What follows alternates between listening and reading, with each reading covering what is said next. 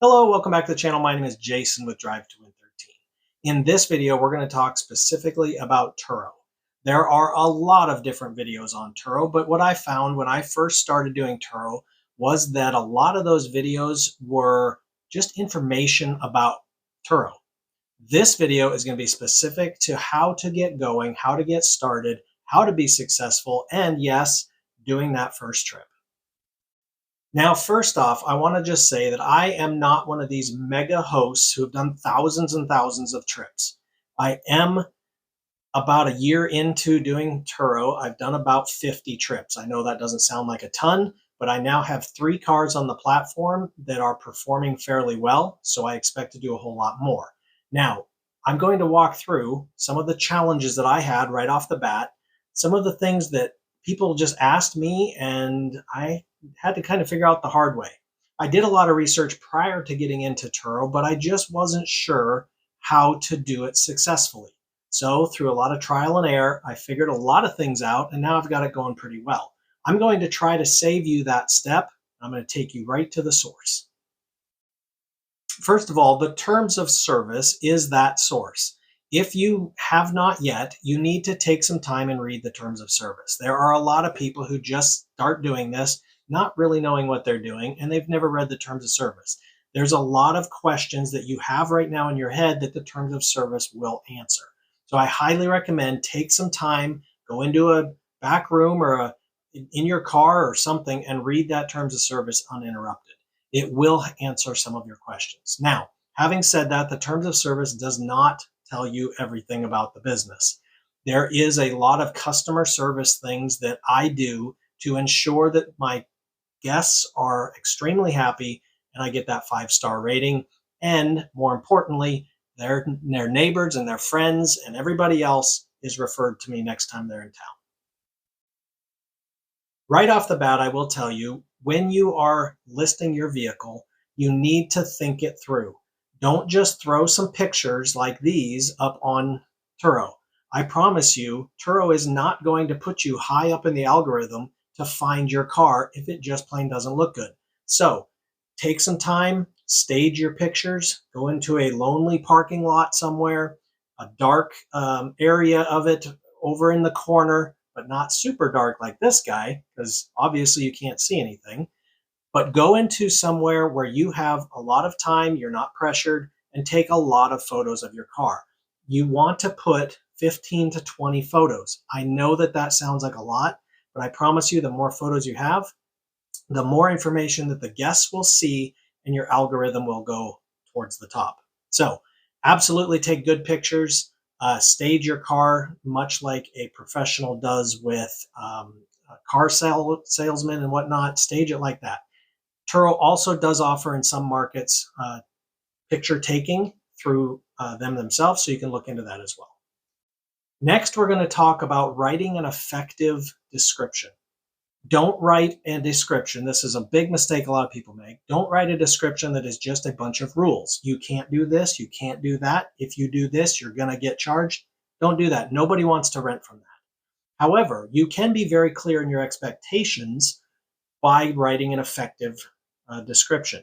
Write in there that you are doing Turo full time, that you are always available to answer questions, things like that. Also put a lot of information about the car, the fun things about the car, the extra features, the new radio, the new stereo, the new subwoofer that's in the trunk, anything that is special and unique about your car that might attract your target audience. So absolutely write an effective description. Don't get too super wordy, but you do want to make it fairly lengthy so that, again, your description is up on the top of the Turo algorithm. Next, pick the correct protection plan. They have several different protection plans. All of them give you different deductibles. They give you different features, different things that they allow. Starting out, I would absolutely, until you are comfortable, start with a low deductible protection plan. That enables you to feel comfortable until, again, you feel like you have it down and you can maybe raise that protection plan. What I did is I started out on the 70 plan. That enabled me to have a very low deductible. And it also gave me the ability to have some other protections in case something happened to my car. Now, in your case, you may be in a completely different situation. In my case, I am currently on the 90/10 plan, which means my deductible is like $2,500. So if something happens to my car, anything under $2,500, I'm eating. But what I did is I made sure that I did not take a penny out of my business for a long period of time, and I banked up to about $3,000. That is going to be my deductible for that. Now I'm on the 90/10 plan, and if I do have some damage and I don't get a single penny, I still have that little emergency fund there. Your situation may be completely different. I am not going to tell you what is right for you. I'm just telling you what was right for me. The amount of miles that you accept on your Turo plan is going to determine how many miles that person will drive or has the ability to drive without being charged any extra. So me, I'm on the 200-mile per day plan. That means that if somebody rents my car for 10 days, they can drive it 2,000 miles without being any additionally penalized. If you own a vehicle that is maybe a higher end sports car, something that you just don't want to have driven a lot, you can lower that plan. I don't recommend that for normal everyday cars, but higher end cars, sports cars, Corvettes, things like that, I would go a little bit lower. Traditionally, though, 200, maybe even 250. What I have found is some people will use it and abuse that plan in terms of the amount of miles, and some people will not. At the end of the day, it usually all averages out. I've rented my car for a whole week and it came back with 50 miles on it. I've also rented my car for one day and it came back with 800 miles. So not every trip is going to be the same. Not every trip is going to have 800 miles. Not every trip is going to have 50. But when you average all that out, it really isn't that bad. In the same regard to mileage, I also recommend making sure that you have a GPS in the car in terms of tracking your car. Okay, I use Bouncy. It costs me $8 a month. The device itself costs about 70 bucks. I hit it up under the dashboard, super easy to install. I see a ton of information on my cars, including how fast they're accelerating, how much they're braking. It tells me all about the trips that they've taken, how long it is, ton of information. If you're planning on using services like LULA for insurance, you are required to have that anyway. So I would just start out, get something like that. You keep track of your cars, always know where they're at. And in the event that it gets lost or something happens, you also, like I said, know where it's at. That brings me to another point that everybody asks about because it's super unclear and everybody's all confused about it, and that is insurance. First of all, if you go to your local insurance guy and you will use the word, I'm using my car on Turo, more than likely they're going to show you exactly where the exit door is because they do not understand Turo or they just don't want to take liability for Turo. What they don't realize usually is that Turo covers your car through their own protection plan based on the 60/40, 70/30, 90/10 plans that you select. So if your car is damaged, totaled during the trip, it is covered under that protection plan. The only time that your personal insurance policy would be affected and used is if you get into an accident driving the car to the customer, driving the car to the service station, driving the car to the car wash, and you get into an accident, then your personal plan will cover you. Okay. So having said that, the worry that most insurance providers have is that they don't trust Turo. So if a customer gets in an accident and Turo doesn't cover it, they're going to immediately try to go after your insurance. And they don't want to do that. So what I decided to do was I went through LULA. I will put some information up on the screen about LULA. It is fairly simple and straightforward. They have two different plans. One plan gives you the ability to use the car only personally, only for taking the car to deliveries, only for dropping the car off at the service station or car washes or whatever, you cannot use it personally to go get groceries. You're not covered. So basically, if you have a vehicle that is only on Turo, and that's all you're going to be doing with it, LULA is a great option. Usually it costs about $79 a month, and you're totally covered. Okay.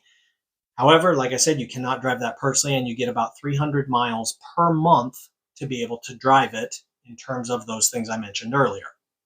They also have a commercial plan that enables you to use it for private rentals and unlimited mileage and so on and so forth. That plan is more expensive. You're more than welcome to check them out. And there's also ABI. There's several different ones that you can do. I like LULA mainly because I already have all their trackers, the bouncy trackers, and it is fairly simple to use. The last thing that I'm going to talk about in this video is getting that first trip. You have your vehicle up online, you have everything set up and ready to go. Now you just have to sit and wait. When you get that first trip, there are several things that you want to do immediately, and that is contact the host, or I'm sorry, the guest. You contact them, you say, hey, thanks for renting my car. I see that you're renting it for April 3rd through the 5th. That's great. I'm dropping it off at the airport for you. Absolutely, it'll be there. What I usually tell them is, as we get closer to your trip, I'll be in contact with you to give you further instructions. Sometimes if they're not used to Turo, they get a little bit antsy, like they're not sure as they're getting closer, they may reach out to you. So usually a few days before their trip, I'll reach out and say, hey, just a reminder, I'm following up with you, letting you know your car will be there at this time. I usually will drop off the car as close to their arrival as possible. That way there's not a lot of parking fees. Sometimes if I can get it there about a half an hour before their trip, sometimes the airports have an hour free parking and they don't have any parking fees. If I feel like it's going to go over, I might leave a few dollars in there for them to be able to go ahead and pay for that parking. So once you get that first trip, that's what you want to do. You want to contact them directly, and they'll usually respond with, hey, great, that sounds perfect. Next, you're going to want to make sure that before they arrive, you want to get, if you're doing remote check-in, personal check-in, like they are checking themselves in, self-check-in, you want to make sure that there's two things that they do. Number one, they show you a picture of their ID. You validate it is valid. And then when they need to have a picture of themselves holding their ID. So they have it like this next to them, okay? Two pictures. The reason behind that is so that you can verify that that is actually that person and that that ID is valid. Once you've done that, you're good to go.